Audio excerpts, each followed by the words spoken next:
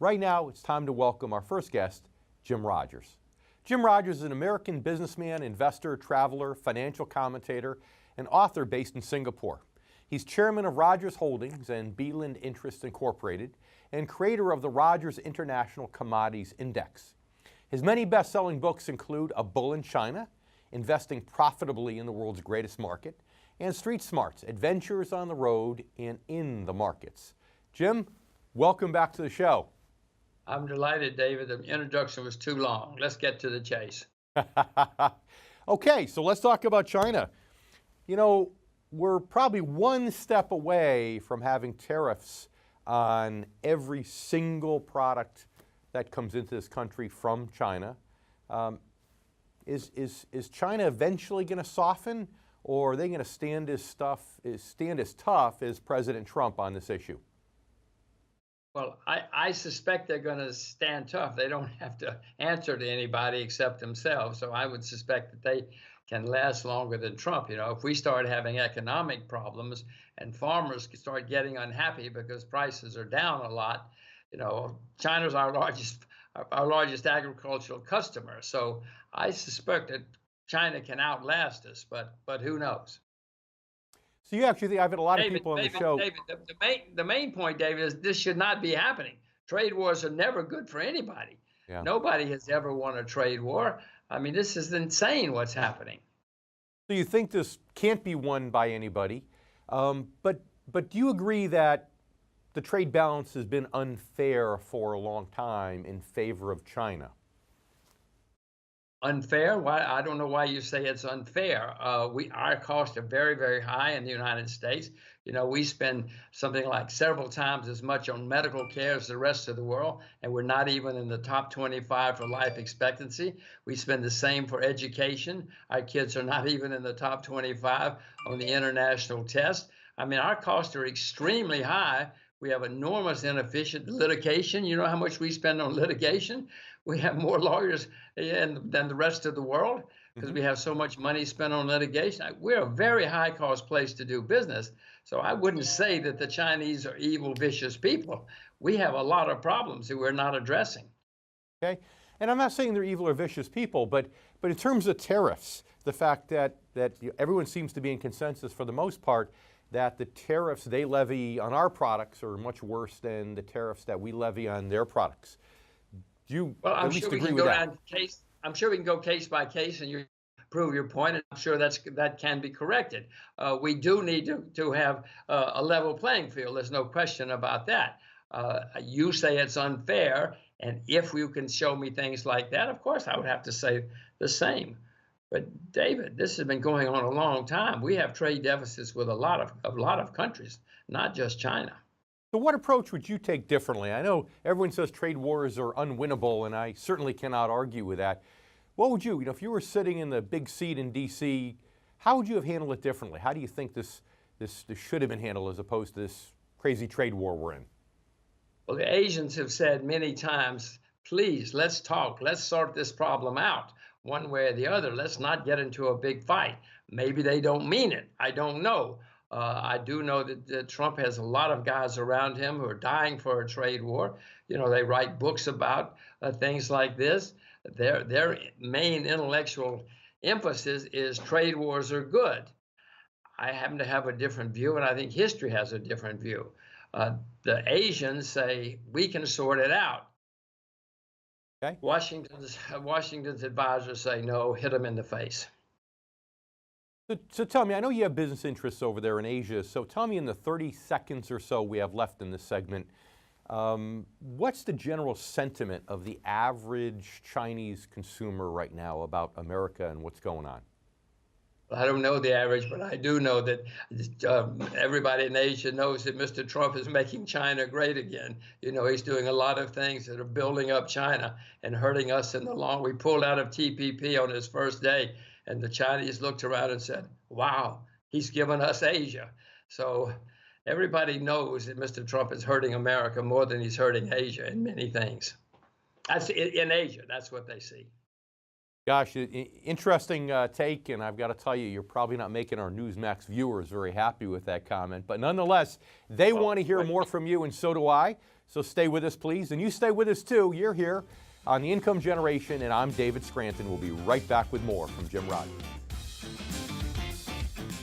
Like I said at the end of the last segment, I know you're not making our conservative Newsmax viewers happy with what you said, but then again, you've never been one to care what people think. You just speak the truth, and that's what we love about you.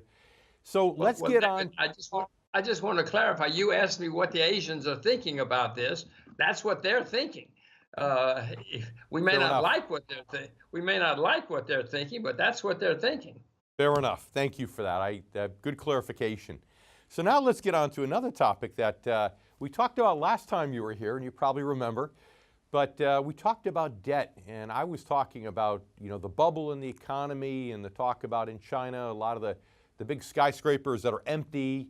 And I said, is there a bubble there? Is there a GDP artificially inflated? And your comment was the biggest bubble we have is the debt bubble going on in the United States.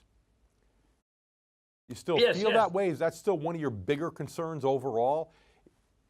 David, if it's not one of yours, it should be. Let me emphasize to you, yes, there are problems in China. China's going to have a lot of problems coming up when people start having problems.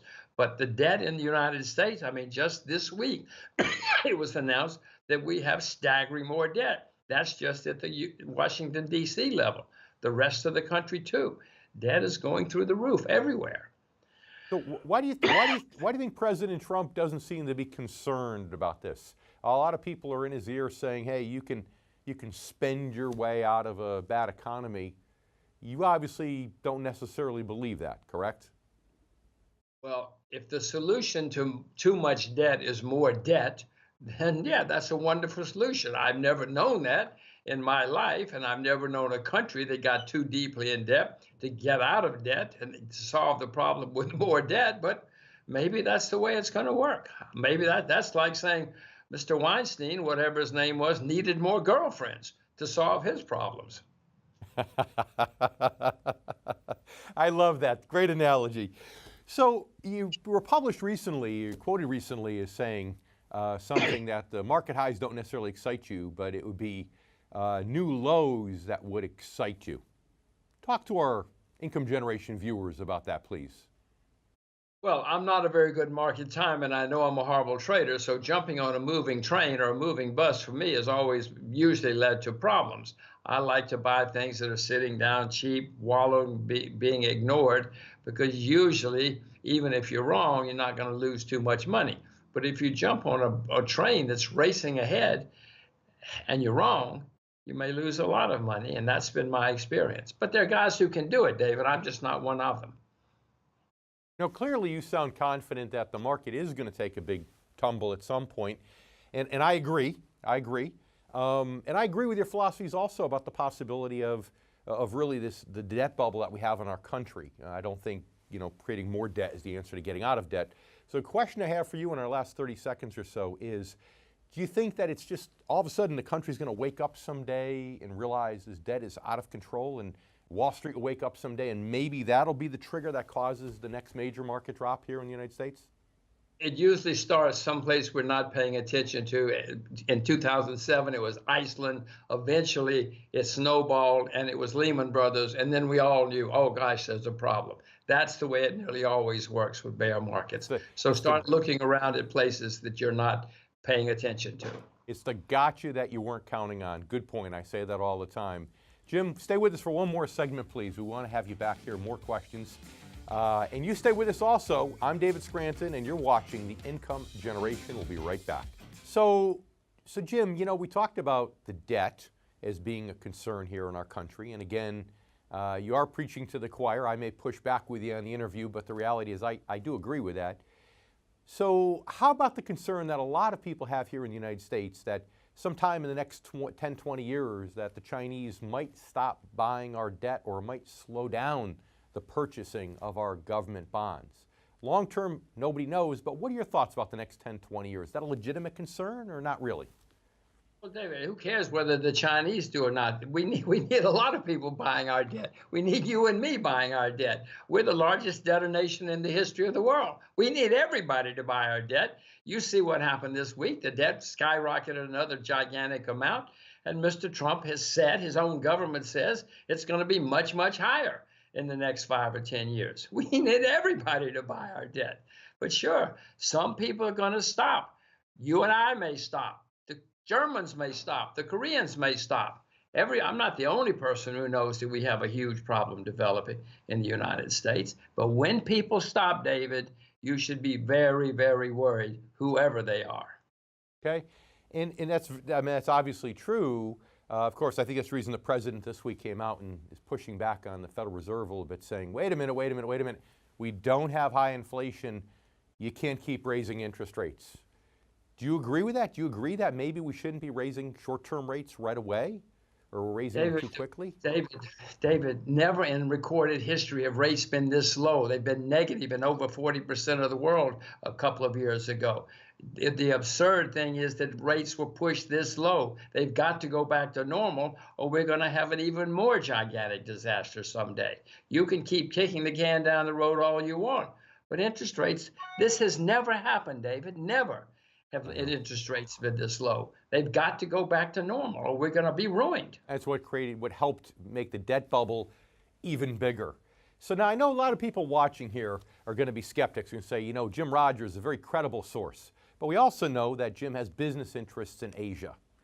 So is he biased? And I know you're going to say, well, no, the reason I have interests in Asia is because I believe that there's a lot of growth in that economy. Talk to us about that.